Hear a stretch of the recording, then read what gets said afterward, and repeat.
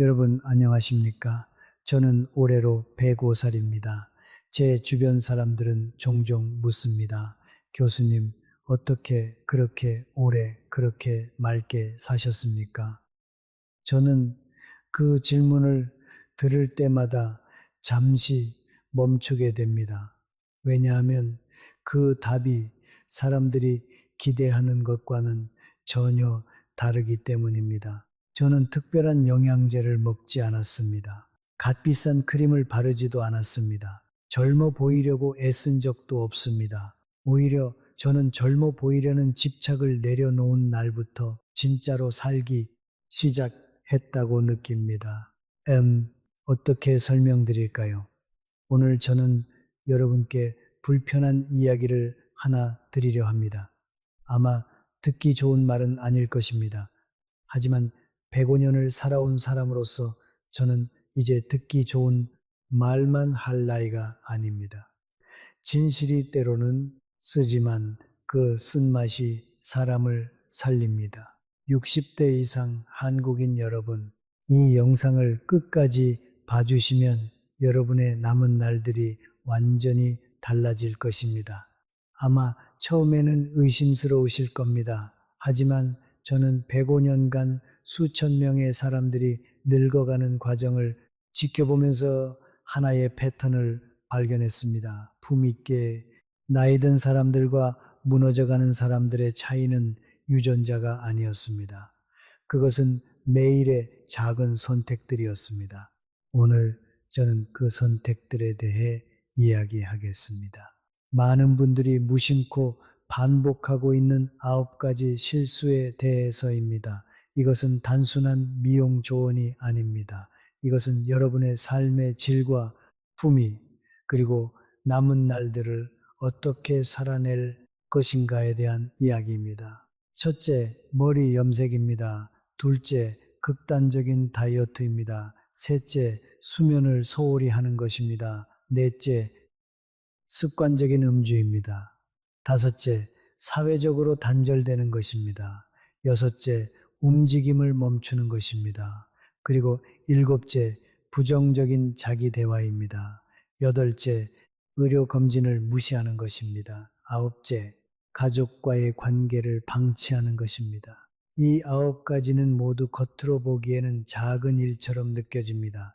하지만 수년, 수십 년에 걸쳐 쌓이면서 여러분의 몸과 마음을 조용히 무너뜨립니다. 더 무서운 것은 대부분 그 무너짐을 모른 채 무너진다는 것입니다. 하지만 저는 절망을 드리려고 이 이야기를 하는 것이 아닙니다. 오히려 그 반대입니다. 이 9가지를 알게 된 지금 여러분에게는 선택할 힘이 생겼습니다. 부디 끝까지 들어주십시오. 이 이야기가 여러분의 오늘을 조금이라도 가볍게, 그리고 여러분의 내일을 더욱 단단하게 만들어 주기를 바랍니다. 첫 번째 실수, 머리 염색. 제가 60 중반이었을 때 저는 오랜 지인 한 분을 알았습니다. 그분은 60대 초반의 우아한 여성이셨습니다. 제 처보다 10살 정도 어린 분이셨는데 매번 만날 때마다 머리가 새까맣게 염색되어 있었습니다. 처음 봤을 때는 그저 그분의 취향이라고 생각했습니다. 많은 분들이 흰머리를 싫어하니까요. 그런데 어느 날 저는 그분과 함께 산책을 하다가 모자가 벗겨지는 장면을 목격했습니다. 제 눈에 들어온 것은 충격적이었습니다. 두피가 붉게 염증이 일어나 있었고 머리카락은 군데군데 빠져 있었습니다. 손으로 살짝 건드리기만 해도 한 움큼씩 빠질 것 같은 상태였습니다. 저는 조심스럽게 물었습니다. 건강은 괜찮으세요? 그분은 웃으며 대답했습니다. 괜찮습니다. 다만 흰머리로 다니면 너무 늙어 보이잖아요. 그래서 자주 염색합니다. 제가 그 말을 듣고 오래 생각했습니다. 흰머리가 늙어 보이는 것이 문제가 아니었습니다. 문제는 그분이 흰머리를 부끄러워한다는 사실 그 자체였습니다. 의학적으로 설명드리면요. 염색약에 들어있는 화학 성분은 젊은 두피에도 자극적입니다. 하물며 70대, 80대의 얇아진 두피와 약해진 모낭에는 더할 나위 없이 가혹합니다. 서울대병원 피부과 연구에 따르면 50대 이후 잦은 염색은 모낭의 줄기세포를 손상시켜 회복 불가능한 탈모를 초래할 수 있습니다. 국민건강보험공단 통계에서도 70대 여성의 탈모 증가가 20년 전 대비 3배 이상 증가했으며 그중 73%가 염색 경험이 있는 것으로 나타났습니다. 잦은 염색은 모근을 서서히 죽입니다. 머리카락이 가늘어지고 탄력을 잃고 결국 빠지기 시작합니다. 그렇게 되면 아이러니하게도 더 늙어 보이게 됩니다. 젊어 보이려고 한 행동이 오히려 반대의 결과를 만들어내는 것입니다. 저는 이것을 수십 년에 걸쳐 수많은 사람들에게서 목격했습니다. 그리고 그중 누가 더 살아 있어 보였을까요? 의외로 흰머리 있는 사람이었습니다. 흰머리는 부끄러운 것이 아닙니다. 흰머리는 세월의 흔적입니다. 당신이 살아온 날들의 증거입니다. 잘 다듬어진 흰머리, 깨끗하게 관리된 은발은 그 어떤 검은 염색보다도 훨씬 더 품이 있고 아름답습니다. 저는 이것을 확신합니다. 왜냐하면 품밀한 색깔이 나오는 것이 아니라 태도에서 나오기 때문입니다. 오늘부터 시작하세요. 하나, 염색 스케줄을 길리세요. 만약 지금 한 달마다 염색한다면 2달로 늘리세요. 그 다음엔 3달로 늘리세요. 점진적으로 염색 주기를 늘리면 두피는 서서히 회복됩니다. 둘, 은발 관리에 집중하세요. 좋은 샴푸와 에센스를 사용하세요. 은발은 노란색으로 변할 수 있으니 보라색 샴푸를 일주일에 한두 번 사용하면 색상을 유지할 수 있습니다. 산불을 셋, 자신의 흰머리를 사랑하는 연습을 하세요. 연거울 앞에서 자신의 흰머리를 바라보세요. 처음에는 어색할 겁니다. 하지만 며칠 지나면 그 모습이 자신이라는 것을 받아들이게 됩니다. 그리고 그것이 바로 자기 수용의 시작입니다. 두 번째 실수, 극단적인 시기 제한. 제 제자 중에 평생 학문을 연구한 훌륭한 교수가 있었습니다. 최근은 80대가 넘어서도 체중 관리에 집착했습니다. 채고기를 끊었습니다. 채밥을 반씩만 먹었습니다. 채기름기라면 모든 것을 피했습니다. 주변에서는 절제력이 강한 사람이라고 칭찬했습니다. 저도 처음에는 그렇게 생각했습니다. 하지만 일흔이 되던 해 그는 가벼운 감기 한 번에 2달을 앓았습니다. 의사의 진단은 충격적이었습니다. 영양실조였습니다. 여러분, 이것을 정확히 아셔야 합니다. 매 70대 이후의 몸은 젊은 시절의 몸과 다릅니다. 이 나이에 필요한 것은 적게 먹는 것이 아니라 제대로 먹는 것입니다. 단백질이 필요합니다. 고기, 생선, 계란, 두부 같은 단백질이 절실히 필요합니다. 건강한 지방도 필요합니다.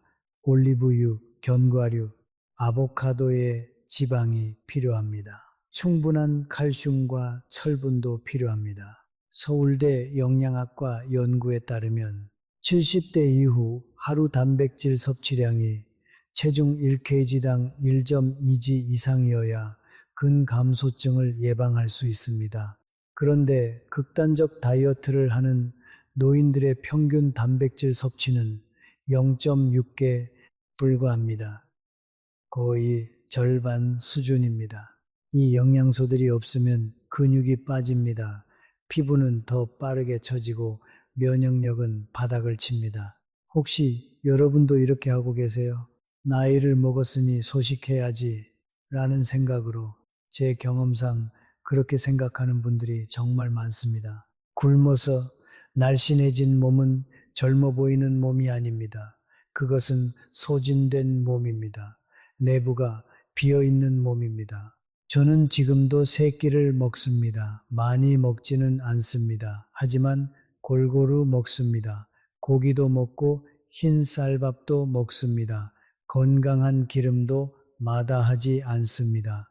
왜냐하면 나이 든 몸을 사랑한다는 것은 그 몸이 필요로 하는 것을 채워주는 것이기 때문입니다. 마치 오래된 나무에 물을 주듯이 그리고 영양분을 주듯이 말입니다. 그래야 그 나무가 마지막까지 꽃을 피울 수 있습니다. 제가 90대 초반이었을 때 한 환자분을 만났습니다. 거기 앉으세요 라고 말씀드렸는데 무언가 이상했습니다. 앉을 때 다리가 떨렸습니다. 근력이 거의 없었습니다. 요즘 식사는 어떻게 하세요? 라고 물었습니다. 그분은 대답했습니다. 아침에 계란 한 개, 점심에 밥 한 숟가락, 저녁에 채소 조금입니다. 제가 깜짝 놀랐습니다. 그렇게 드시면 안 돼요.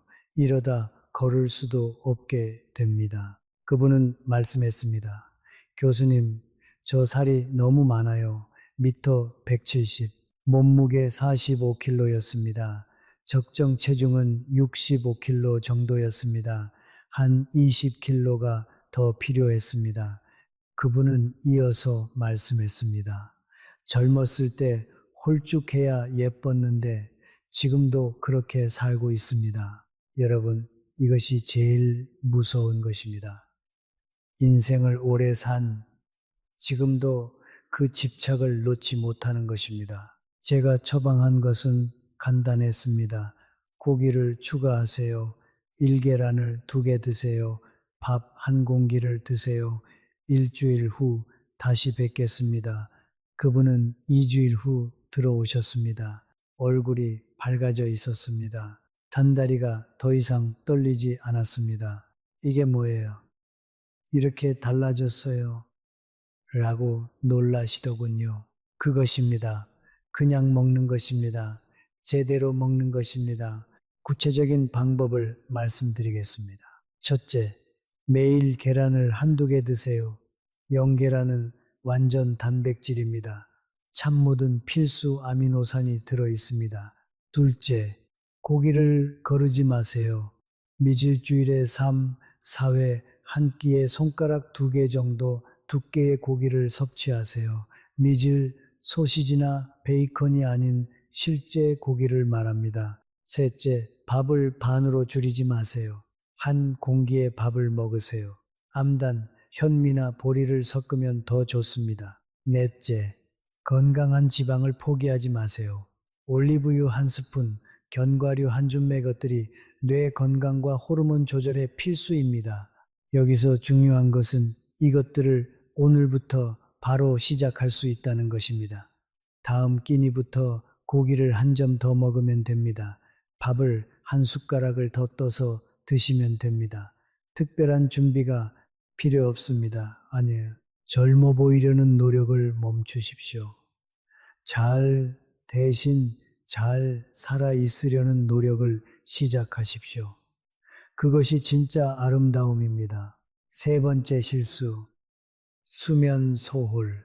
제가 60 중반이었을 때 저는 한 동료 교수를 깊이 존경했습니다. 그는 저보다 10살 아래였지만 학식이 깊고 정력적인 사람이었습니다. 강의가 끝난 밤이면 그는 늘 책상 앞에 앉아 새벽 3시까지 연구를 계속했습니다.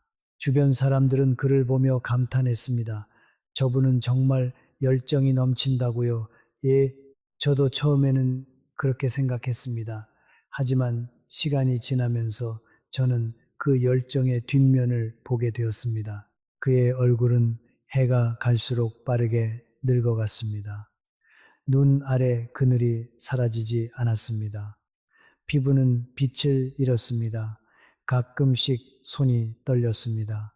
이른이 되던 해 그는 갑자기 쓰러졌습니다. 의사의 진단은 명확했습니다. 수십 년간 쌓인 수면 부채가 몸 전체를 무너뜨린 것이었습니다.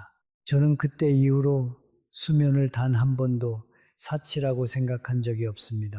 많은 분들이 잠을 줄이며 살아왔습니다. 젊었을 때는 가족을 위해, 일을 위해, 생계를 위해 밤을 지켰습니다.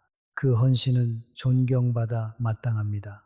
하지만 지금 이 나이에도 그 습관을 이어간다면 그것은 헌신이 아니라 자기 자신에 대한 방치입니다.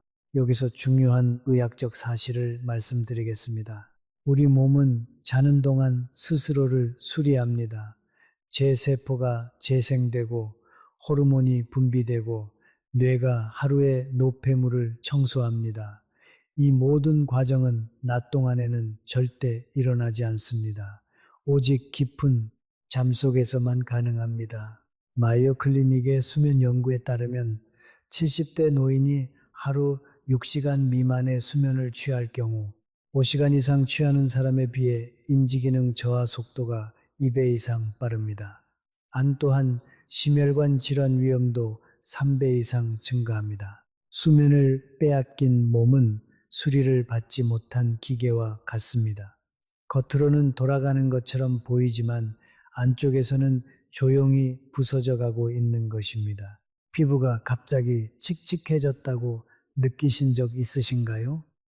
아침에 일어나도 개운하지 않고 얼굴이 부어 있는 경우가 많은가요? 기억력이 예전 같지 않다고 느끼신가요? 그것은 나이 탓만이 아닐 수 있습니다. 잠이 부족한 몸이 내보내는 신호일 수 있습니다. 제가 알던 한 분은 정말 실제 사례입니다. 그분은 70대였고 평생 5시간만 자면서 일했습니다. 5시간이면 충분하다고 늘 말했습니다. 그런데 75세 되던 해 갑자기 치매 증상이 나타나기 시작했습니다. 초기 인지 기능 저하 진단을 받았습니다. 의사는 말했습니다. 부족한 수면이 뇌신경을 손상시킨 것 같습니다. 그분은 그때부터 의식적으로 수면을 늘렸습니다. 하루 7시간씩 자려고 노력했습니다. 6개월 후 제가 그분을 다시 만났을 때 기억력이 놀랍게 회복되어 있었습니다. 하루 7시간에서 8시간의 수면은 70대에도 80대에도 반드시 지켜져야 할 가장 기본적인 자기 돌봄입니다. 하루를 정하세요. 내일부터 밤 10시에 자겠다. 딱 하나를 정하세요. 그러면 자동으로 아침 일어나는 시간도 정해집니다. 아침 6시에서 7시 사이입니다. 처음 일주일은 어려울 겁니다. 애럼 습관이 변하니까요. 애럼하지만 2주가 지나면 몸이 그 리듬을 기억합니다. 3주 차에는 자동으로 그 시간에 졸음이 옵니다. 금 4주 차에는 몸이 완전히 적응합니다. 오늘 할 일. 첫째, 침실의 온도를 18, 20도로 맞추세요. 시원한 환경이 수면을 돕습니다. 둘째, 자기 전 한두 시간은 휴대폰을 보지 마세요. 옛 블루라이트가 수면 호르몬을 방해합니다. 셋째, 따뜻한 우유나 바나나를 자기 전에 먹으세요. 안녕. 이들에 함유된 트립토판이 수면을 유도합니다. 잘 자는 사람이 잘 삽니다. 그리고 잘 사는 사람이 잘 늙습니다. 이것은 제가 살며 가장 확실하게 깨달은 진실 중 하나입니다. 네 번째 실수, 습관적인 음주. 쟤는 오랫동안 한 지인을 알고 지냈습니다. 그는 사교적이고 유쾌한 사람이었습니다. 챗 모임이 있으면 항상 중심에 있었고 웃음이 끊이지 않는 사람이었습니다. 그런데 그에게는 오래된 습관이 하나 있었습니다. 저녁마다 반주로 술을 한두 잔 마시는 것이었습니다. 스트레스를 풀기 위해서라고 했습니다. 잠이 잘 온다고도 했습니다. 주변에서는 그것이 무슨 대수냐고 했습니다. 저 정도면 괜찮지 않나? 라고요. 저도 한동안은 그냥 그의 습관으로 받아들였습니다. 하지만 그가 80이 되던 해부터 조금씩 변하기 시작했습니다. 말이 느려졌습니다. 걷는 걸음이 불안정해졌습니다. 얼굴빛이 탁해졌고 판단력이 흐려졌습니다. 그리고 여름쯤 그는 심각한 혈관 질환 진단을 받았습니다. 의사의 설명은 명확했습니다. 수십 년간의 음주가 혈관벽을 서서히 손상시킨 결과입니다. 여러분, 이것을 알아야 합니다. 술은 잠을 유도하는 것처럼 느껴지지만 실제로는 수면의 질을 떨어뜨립니다. 알코올이 분해되는 과정에서 뇌는 오히려 각성 상태가 되고 깊은 수면 단계에 도달하지 못하게 됩니다. 즉, 술을 마시고 자는 밤은 자는 것처럼 보이지만 실제로는 몸이 쉬지 못하는 밤입니다. 여기에 더해 알코올은 혈관을 수축시킵니다. 염증 반응을 높입니다. 뇌세포를 서서히 손상시킵니다. 이것은 의학적 사실입니다. 하버드 의대 알코올 연구에 따르면 50세 이상이 하루 한두 잔의 술을 30년간 마시면 혈관벽의 내피세포에 가역적이지 않은 손상이 발생합니다. 이는 뇌졸중 위험을 4배 증가시킵니다. 하루 한두 잔이 괜찮다는 말은 젊고 건강한 몸에나 해당하는 이야기입니다. 70대 이후의 몸은 같은 양의 알코올에도 훨씬 더 큰 손상을 입습니다. 왜냐하면 해독하는 속도가 느려졌기 때문입니다. 제 질문입니다. 매일 저녁 그 한 잔이 진짜로 여러분을 쉬게 해주고 있습니까? 아니면 쉬지 못하는 것을 잠시 잊게 해 주는 것입니까? 그 차이는 작아 보이지만 매우 중요합니다. 진짜 휴식은 몸이 스스로 회복할 수 있도록 내버려 두는 것입니다. 때론 화학 물질로 억누르는 것이 아닙니다. 제가 본 또 다른 사례가 있습니다. 한 여성분인데 매일 저녁 소주 반 병을 혼자 마셨습니다. 사무도 그것을 지적하지 않았습니다. 삼가족도 습관이라고 묵인했습니다. 그분은 78세에 갑자기 뇌졸중으로 쓰러졌습니다. 왼쪽 반신이 마비되었습니다. 이제는 휠체어를 탑니다. 임종 직전 그분이 제게 한 말을 잊을 수 없습니다. 교수님, 저 그 술이 내 인생을 망쳤어요. 영본인은 쉬기 위해라고 생각했는데 사실은 자신을 무너뜨리기였어요. 여러분도 이런 상황이 아닌지 확인하세요. 지금 시작하세요. 첫째, 매일 저녁 마시는 술을 주 5회로 줄이세요. 월요일부터 금요일까지만 마시고 토, 일요일은 안 마신다고 정하세요. 둘째, 3주를 그렇게 보내보세요.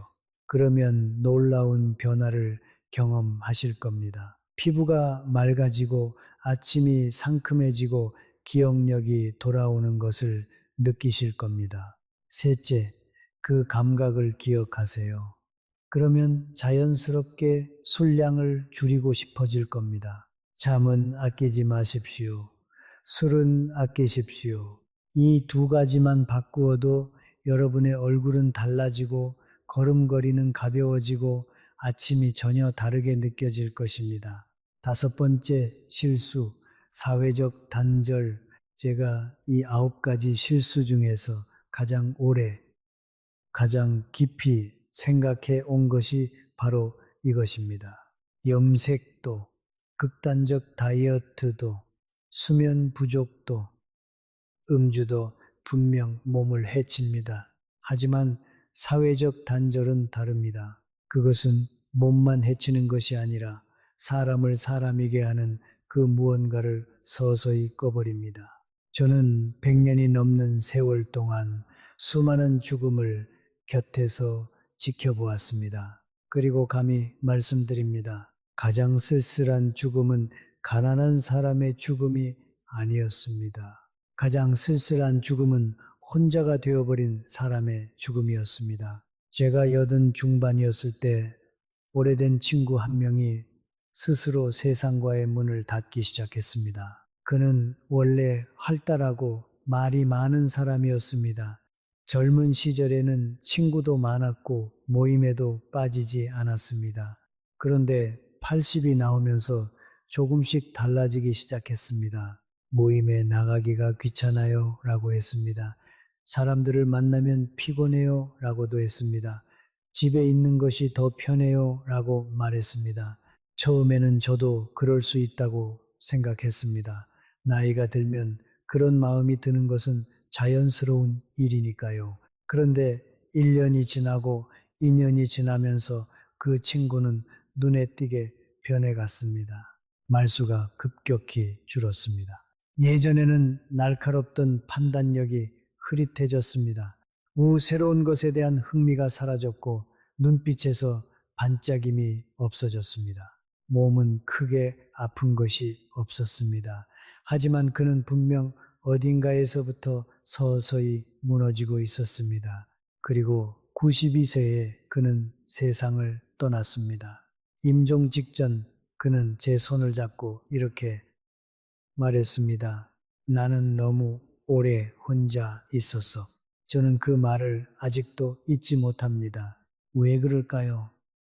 의학적으로 설명드리겠습니다.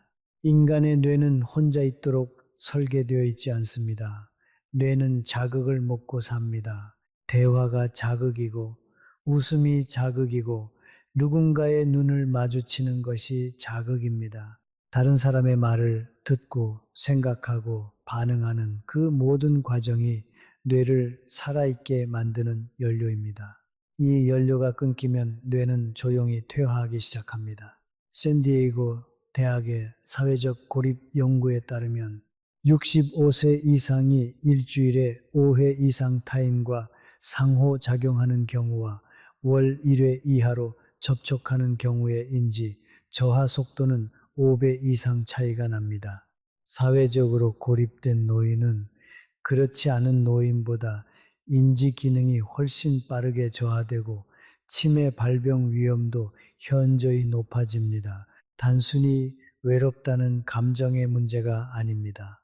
고립은 뇌를 물리적으로 손상시킵니다. 그런데 이것이 더 안타까운 이유가 있습니다. 참 많은 분들이 스스로 고립을 선택하신다는 것입니다. 이제 나이도 먹었는데 나서서 뭘 하겠어? 젊은 사람들한테 찜이 되고 싶지 않아. 사람들 만나봤자 피곤하기만 해.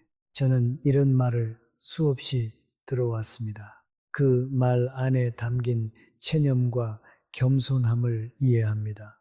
하지만 저는 그것이 겸손이 아니라 스스로에게 내리는 조용한 폭이라고 생각합니다. 세상에서 물러나는 것이 민폐를 끼치지 않는 일이라고 믿는 것, 그것은 자기 자신의 가치를 스스로 지워가는 일입니다. 저는 지금도 사람들을 만납니다. 저보다 훨씬 젊은 사람들과도 이야기를 나눕니다. 제자들과 편지를 주고받습니다. 때로는 전화를 받고 목소리를 듣습니다. 그 대화들이 저를 살아있게 만듭니다. 새로운 생각을 접하고 웃고 가끔은 의견이 달라 옥신각신하기도 합니다. 그 모든 것이 뇌에 불을 켜는 일입니다. 저는 105년을 살면서 한 가지 확신을 얻었습니다. 사람은 사람 속에서만 살아있을 수 있다는 것입니다. 크게 나가실 필요는 없습니다. 대단한 모임에 나가실 필요도 없습니다. 동네 경로당도 좋고, 가까운 이웃과 잠깐 나누는 안부 인사도 좋습니다. 오래된 친구에게 먼저 전화 한 통을 거는 것도 좋습니다. 중요한 것은 크기가 아닙니다. 연결되어 있다는 느낌이 중요합니다. 내가 누군가에게 존재한다는 느낌이 중요합니다. 그것이 뇌를 깨어있게 만들고 삶을 앞으로 나아가게 합니다. 혼자 있는 것을 즐기는 것과 세상으로부터 도망치는 것은 다릅니다. 고독을 선택하는 것과 고립에 갇히는 것은 다릅니다. 전자는 자신을 채우는 시간이고 후자는 자신을 비워가는 시간입니다. 여러분은 어느 쪽에 더 가까이 계십니까? 지금 솔직하게 돌아보시기를 부탁드립니다. 사람이 사람을 필요로 한다는 것은 약함이 아닙니다. 그것은 우리가 살아있다는 증거입니다. 그 증거를 스스로 지우지 마십시오. 오늘부터 시작하세요. 첫째, 이번 주에 한 명을 만나세요. 옛 친구라도 좋습니다. 이웃도 좋습니다. 둘째, 경로당에라도 한번 가보세요. 저 다닐 수 있을까요? 물어보지 마세요. 가시면 됩니다. 처음은 어렵지만 두 번째부터는 자연스러워집니다. 1회 셋째, 전화를 받는 것도 좋습니다. 혼자만 말할 필요 없습니다. 상대방의 말을 듣는 것도 뇌에는 자극입니다. 마지막으로 손주들과 함께하는 시간도 훌륭합니다. 손주들은 여러분이 필요합니다. 그것을 잊지 마세요. 여섯 번째 실수, 움직임을 멈추는 것. 저는 오늘 아침에도 걸었습니다. 새벽 5시였습니다. 하늘은 아직 밝아오기 전이었고 공기는 차가웠습니다. 걸음이 예전처럼 빠르지는 않습니다. 젊었을 때처럼 성큼 걷지도 못합니다. 하지만 저는 걸었습니다. 천천히, 그러나 멈추지 않고 말입니다. 그것이 제가 매일 아침 자신에게 하는 약속입니다. 살아있는 한 나는 앞으로 나아간다. 제가 90을 넘겼을 때 저와 비슷한 나이의 친구가 한 명 있었습니다. 우리는 젊은 시절부터 함께 학문을 논하고 함께 걷고 함께 나이를 먹어온 사이였습니다. 그런데 90대 둘이 되던 해 그 친구는 걷는 것을 서서히 줄이기 시작했습니다. 처음에는 비가 오면 쉬었습니다. 그러다 바람이 불면 쉬었습니다. 날이 흐려도 쉬었습니다. 그리고 어느 순간부터는 특별한 이유 없이도 쉬게 되었습니다. 그는 말했습니다. 이제 나이가 들었으니 몸을 아껴야지. 저는 그 말을 들을 때마다 마음이 무거웠습니다. 몸을 아끼는 것과 몸을 쓰지 않는 것은 전혀 다른 일이기 때문입니다. 3년이 지났습니다. 그 친구의 걸음걸이가 달라져 있었습니다. 다리에 힘이 없어졌고 계단을 오를 때 난간을 잡아야 했습니다. 앉았다 일어나는 것도 버거워했습니다. 허리가 불어 굽기 시작했고 어깨는 안으로 말려들었습니다. 그의 몸은 실제 나이보다 훨씬 늙어 보였습니다. 불과 3년 전만 해도 우리는 나란히 걸었는데 그 3년의 차이가 이렇게 클 수 있다는 것이 놀라웠습니다. 그리고 저는 그때 깨달았습니다. 그것은 유전자의 차이도 운의 차이도 아니었습니다. 오직 움직였느냐 멈췄느냐의 차이였습니다. 근육은 쓰지 않으면 사라집니다. 이것은 비유가 아니라 의학적 사실입니다. 이라무 완탕카, 근감소증이라고 부르는 이 현상은 70대 이후에 특히 빠르게 진행됩니다. 1년에 약 1%에서 2%의 근육량이 줄어든다고 합니다. 수치로는 작아 보이지만 10년이 쌓이면 몸은 완전히 달라집니다. 근육이 줄면 자세가 무너집니다. 암자세가 무너지면 내장이 압박을 받습니다. 소화가 나빠지고 호흡이 얕아지고 혈액순환이 떨어집니다. 그리고 무엇보다 넘어질 위험이 높아집니다. 노년의 낙상은 단순한 부상이 아닙니다. 그것은 종종 자립적인 삶의 끝을 의미합니다. 스스로 일어설 수 없게 된다는 것입니다. 누군가의 손을 빌려야만 화장실을 갈 수 있게 된다는 것입니다. 그것이 자존감에 남기는 상처가 얼마나 깊은지 저는 수없이 목격했습니다. 운동을 거창하게 생각하지 마십시오. 헬스장에 가야 한다거나 땀을 흠뻑 흘려야 한다거나 무언가를 들어 올려야 한다는 생각을 내려놓으십시오. 70대 이후에 필요한 것은 격렬한 운동이 아닙니다. 꾸준한 움직임입니다. 매일 30분 정도 걷기, 앉았다, 일어서기를 몇 번 반복하는 것 때 벽을 짚고 서서 한 발로 잠시 서 있어 보는 것 때 이런 작은 움직임들이 근육을 유지하고 균형 감각을 지키고 뼈를 단단하게 합니다. 그리고 그것들이 모여 자립적인 삶을 지켜냅니다. 저는 걷는 것이 단순히 몸을 위한 일이라고 생각하지 않습니다. 걷는다는 것은 세상을 향해 문을 여는 일입니다. 걸으면 바깥 공기를 마십니다. 지나가는 사람과 눈을 마주칩니다. 계절이 바뀌는 것을 몸으로 느낍니다. 오늘의 하늘이 어제와 다르다는 것을 알게 됩니다. 그 모든 것이 살아있다는 감각을 깨웁니다. 방 안에서 천장을 바라보는 것으로는 절대 느낄 수 없는 감각입니다. 몸이 세상과 연결될 때 마음도 세상과 연결됩니다. 그리고 마음이 세상 젊은 사람은 쉽게 무너지지 않습니다. 나이가 들었기 때문에 쉬어야 한다는 생각꿈, 이제 몸을 아껴야 한다는 생각꿈. 그 생각이 사실은 가장 위험한 생각입니다. 몸은 아끼는 것이 아니라 쓰는 것입니다.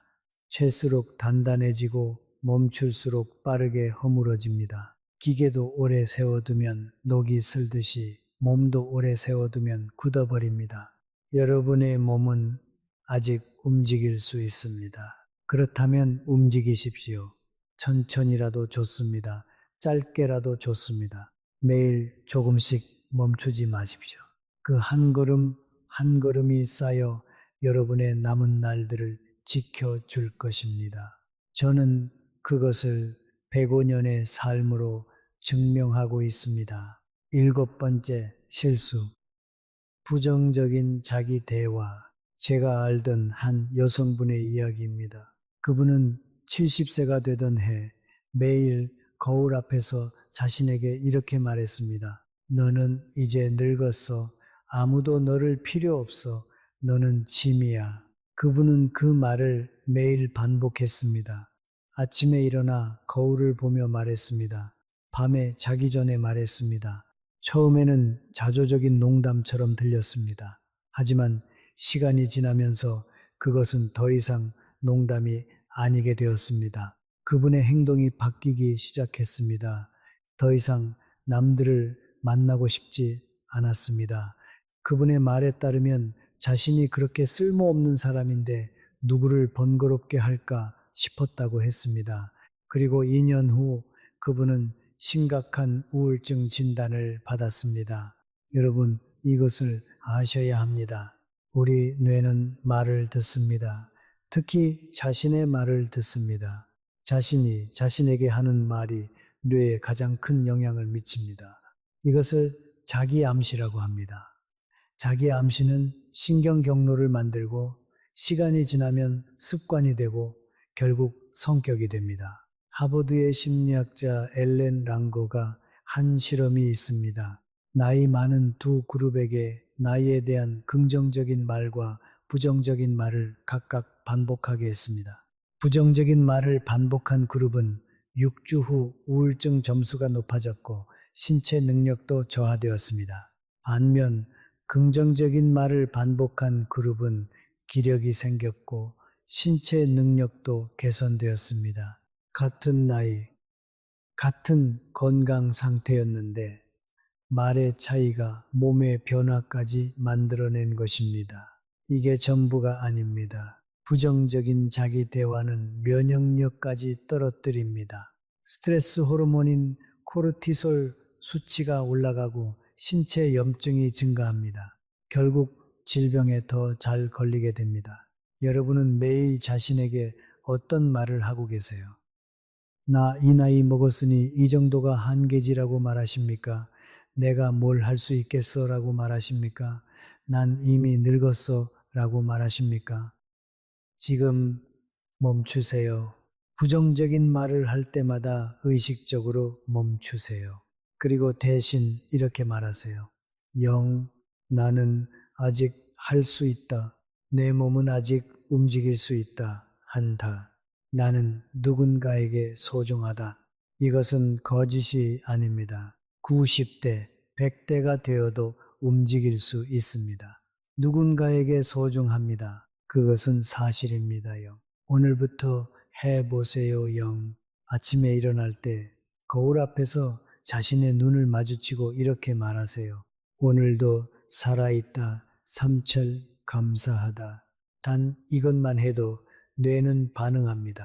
호르몬이 변합니다. 저신경 경로가 바뀝니다. 그리고 시간이 지나면 생각이 바뀌고 행동이 바뀝니다. 여덟 번째 실수, 의료 검진을 무시하는 것. 제가 알던 한 남성분이 있었습니다. 그분은 건강에 자신이 있었습니다. 난 건강하니까 검진 안 받아도 괜찮아 라고 늘 말했습니다요. 주변에서 검진 받아봐 라고 권했지만 거절했습니다. 쓸데없는 일에 돈 쓸 필요 없다고 했습니다. 그리고 75세 되던 해 갑자기 쓰러졌습니다. 응급실에서 내린 진단은 췌장암이었습니다. 의사는 말했습니다. 만약 2년 전에 검진을 했다면 초기에 발견했을 수 있었습니다. 여러분, 70대 이후의 의료 검진은 선택이 아니라 의무입니다. 한국 의료 기술은 매우 발전했습니다. 정기 검진으로 많은 질병을 초기에 발견할 수 있습니다. 그리고 초기에 발견된 질병의 치료율은 80% 이상입니다. 이것은 생사를 가르는 문제입니다. 최소한 1년에 2번 검진을 받으세요. 건강검진과 혈액검사는 필수입니다. 혈압, 혈당, 콜레스테롤을 정기적으로 확인하세요. 이 세 가지가 정상이면 뇌졸중, 심장병, 당뇨를 70% 예방할 수 있습니다. 암 검진도 중요합니다. 폐암, 대장암, 위암 검진을 적어도 2년에 한 번은 받으세요. 여성이시면 유방암과 자궁암 검진도 받으세요. 저는 105살이 되기까지 검진을 거르지 않았습니다. 때로는 번거로웠습니다. 때로는 비용이 부담스러웠습니다. 하지만 그 검진들이 저를 살렸습니다. 조기에 발견된 질환들이 여러 개 있었습니다. 제 시간에 치료했기 때문에 지금까지 살 수 있었습니다. 여러분도 같은 기회를 가질 수 있습니다. 검진을 무시하지 마세요. 건강은 운이 아니라 관리의 문제입니다. 아홉 번째 실수, 가족과의 관계를 방치하는 것. 제가 본 가장 슬픈 죽음이 있습니다. 노인 요양시설에서의 죽음이었습니다. 그 노인분은 자식이 셋이 있었습니다. 하지만 방문한 자식은 아무도 없었습니다. 노인은 자식들의 생일도 기념일도 모두 기억하고 있었습니다. 하지만 자식들은 부모의 생일도 부모의 안부도 확인하지 않았습니다. 그 노인이 제게 한 말입니다. 교수님, 나를 낳아준 부모는 죽었는데 내가 낳은 자식들이 날 죽인다는 거 정말 슬프지 않아요? 저는 그 말을 듣고 정말 많이 울었습니다. 여러분, 가족은 더 이상 당연하지 않습니다. 의식적으로 노력하지 않으면 관계는 끊어집니다. 저는 제 자식들과 손주들을 매달 적어도 한두 번은 만납니다. 통화도 합니다. 편지도 주고받습니다. 그것이 저를 살아있게 하는 것입니다. 여러분도 지금부터 시작하세요. 첫째, 자식에게 전화하세요. 너무 자주 걸지 않아도 됩니다. 일주일에 한 번, 5분이면 충분합니다. 밥 먹었어? 건강하지? 이 정도면 됩니다. 둘째, 손주들과 시간을 보내세요. 젊은 세대와 대화하면 뇌가 활성화됩니다. 여러분의 경험은 소중한 자산입니다. 그것을 나누세요. 셋째, 아버지, 어머니를 기억하세요. 쟤를 낳고 키워주신 부모님을 그리워하세요. 그 감정이 여러분을 더 따뜻한 사람으로 만듭니다. 가족은 여러분의 가장 큰 자산입니다. 돈이 없어도 가족이 있으면 됩니다. 건강도 돈도 가족 없이는 의미가 없습니다. 마무리. 모든 것을 뒤흔드는 진실. 저는 지금까지 9가지 이야기를 드렸습니다. 첫째는 염색, 둘째는 극단적인 식이 제한, 셋째는 수면 소홀, 넷째는 습관적인 음주, 다섯째는 사회적 단절, 여섯째는 움직임을 멈추는 것, 일곱째는 부정적인 자기 대화, 여덟째는 의료검진을 무시하는 것, 아홉째는 가족과의 관계를 방치하는 것입니다. 이 9가지는 모두 겉으로 보기에는 작은 일처럼 느껴집니다. 하지만 수년, 수십 년에 걸쳐 쌓이면서 여러분의 몸과 마음을 조용히 무너뜨립니다. 더 무서운 것은 대부분 그 무너짐을 모른 채 무너진다는 것입니다. 하지만 저는 절망을 드리려고 이 이야기를 한 것이 아닙니다. 오히려 그 반대입니다, 이 9가지를 알게 된 지금 여러분에게는 선택할 힘이 생겼습니다, 저는 105년을 살아오면서 한 가지 질문을 끊임없이 스스로에게 던져왔습니다, 잘 늙는다는 것은 무엇인가? 젊어 보이는 것인가? 건강 수치가 좋은 것인가? 주름이 없는 것인가? 저는 오랜 시간 끝에 이 답에 이르렀습니다. 잘 늙는다는 것은 자기 자신을 잃지 않는 것입니다, 세월이 가져가는 것들, 젊음, 체력, 때로는 사람들까지 그 모든 것을 잃어가면서도 자신의 중심을 지키는 것입니다, 그것이 제가 생각하는 품위 있는 노년입니다. 저는 제 삶에서 가장 아름답게 나이 든 사람들을 기억합니다, 그들은 공통적으로 거울 앞에서 오래 머물지 않았습니다. 남들의 시선에 자신을 맞추려 애쓰지 않았습니다, 대신 그들은 매일 아침 일어나 무언가를 했습니다. 작은 것이라도 만들었고, 누군가와 이야기를 나눴고, 몸을 움직였고, 먹고 자는 것에 정성을 기울였습니다. 화려하지 않았습니다, 하지만 그 삶에는 단단함이 있었습니다, 쉽게 흔들리지 않는 고요함이 있었습니다. 그리고 그 고요함이 그들을 가장 아름답게 만들었습니다, 여러분, 지금 거울 앞에 서 있다면 이것을 기억해 주십시오. 거울 속에 보이는 것이 여러분의 전부가 아닙니다. 흰머리는 여러분이 살아온 세월입니다. 영주름은 여러분이 웃고 울고 견뎌낸 흔적입니다. 조금 굽은 허리는 평생 누군가를 위해 짐을 졌다는 증거입니다. 그것들을 지우려 하지 마십시오. 그것들을 부끄러워하지 마십시오. 그것들이 바로 여러분입니다, 그 모든 것을 품고도 오늘 이 자리에 있다는 것. 그것이 얼마나 대단한 일인지 저는 진심으로 압니다, 오래 산다는 것은 단순히 숫자가 쌓이는 일이 아닙니다. 저는 100년이 넘는 시간 동안 배웠습니다. 삶은 완성되는 것이 아니라 계속되는 것이라는 것을, 즉 끝을 향해 달려가는 것이 아니라 지금 이 순간을 온전히 살아가는 것이라는 것을, 그러므로 지금 이 나이가, 지금 이 몸이, 지금 이 하루가 여러분에게 주어진 전부입니다. 그리고 그 전부는 충분히 아름답습니다, 다시 한번 말씀드립니다. 염색을 멈추는 것은 포기가 아닙니다. 그것은 자신을 있는 그대로 받아들이는 용기입니다. 무리한 다이어트를 멈추는 것은 나태함이 아닙니다. 그것은 몸을 존중하는 지혜입니다. 일찍 잠드는 것은 무기력함이 아닙니다. 그것은 내일을 위해 자신을 돌보는 일입니다. 이 술잔을 내려놓는 것은 즐거움을 포기하는 것이 아닙니다. 그것은 더 오래, 더 맑게 즐기기 위한 선택입니다. 사람들 속으로 나가는 것은 민폐가 아닙니다. 그것은 살아있음을 이어가는 일입니다. 오늘 한 걸음을 내딛는 것은 작은 일이 아닙니다. 그것은 삶을 향한 가장 분명한 선언입니다. 긍정적으로 자신에게 말하는 것은 거짓이 아닙니다. 그것은 자신을 사랑하는 표현입니다. 정기 검진을 받는 것은 번거로움이 아닙니다. 그것은 자신의 생명을 지키는 일입니다. 가족과 함께하는 것은 의무가 아닙니다.